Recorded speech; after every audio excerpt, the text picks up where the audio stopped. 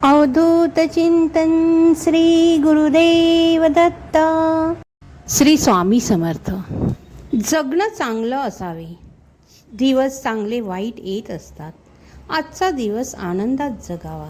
कोणीही किती त्रास दिला, आपल्याबद्दल वाईट बोलले, आपल्याविषयी वाईट शब्द काढले किंवा आपल्याला सतत त्रास देण्याचा प्रयत्न केला, आपल्याबद्दल खोटं काही पण लोकांना सांगितलं, तर आपण त्याबद्दल काही बोलायचं नाही. कारण ते त्यांचं कर्म करत असतात आणि त्यांना त्यांचं कर्म करून द्यायचं.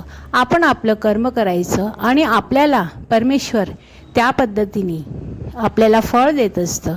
त्या लोकांकडे आपल्यासारखं सुख नसतं आणि त्यामुळे ते नेहमी दुःखात असतात. आणि असे दुःखी असलेली लोक सतत आपल्या आजूबाजूला वावरत असतात आणि आपल्याला दुःखी करण्यासाठी ते सतत आपल्याला काही ना काही वाईट बोलत असतात, आपल्याविषयी वाईट पसरत असतात.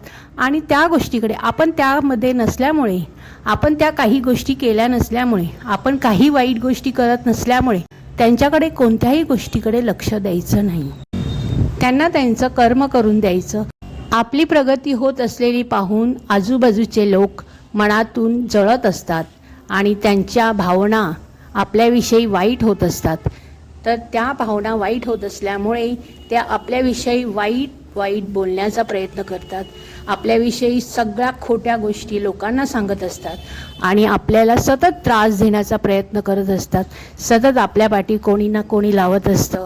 तुम्ही तुमच्या पाठी आहोत, आम्ही सतत तुम्हाला त्रास देऊ, तरी आपण त्या गोष्टीकडे लक्ष द्यायचं नाही. परमेश्वरावर निष्ठा ठेवायची. नेहमी सगळ्यांचं चांगलं चिंतावे. नेहमी सगळ्यांविषयी चांगली भावना ठेवावी. जरी कोणी आपलं वाईट बघत असेल तर त्याला आपण त्या दृष्टीने प्रत्युत्तर द्यायचं नाही आणि त्याचं वाईट बघायचं नाही. त्याला जे करायचं असेल ते करून द्यायचं. तो त्याच्या कर्मानुसार ते करत असतो आणि त्याचं फळ त्याला मिळत असतं. त्यामुळे त्यांच्या पद्धतीने आपण कधीच वागायचं नाही. आपण सतत आपल्या परमेश्वराचं, स्वामींचं सतत नामस्मरण करायचं आणि सरळ मार्गाने चालायचं.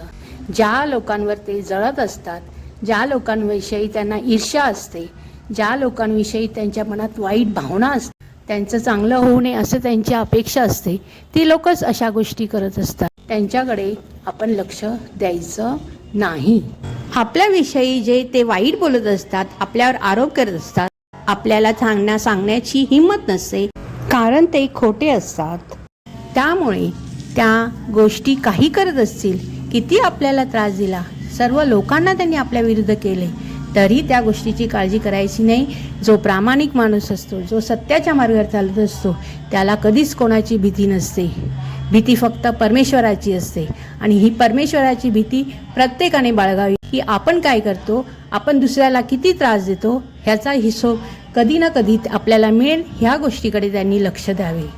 आपण 1000 माणसं आणि हे एकटे हे समजून कोणी कोणाला त्रास दिला तर त्याला परमेश्वर बरोबर त्याची जागा दाखवतो. श्री स्वामी समर्थ.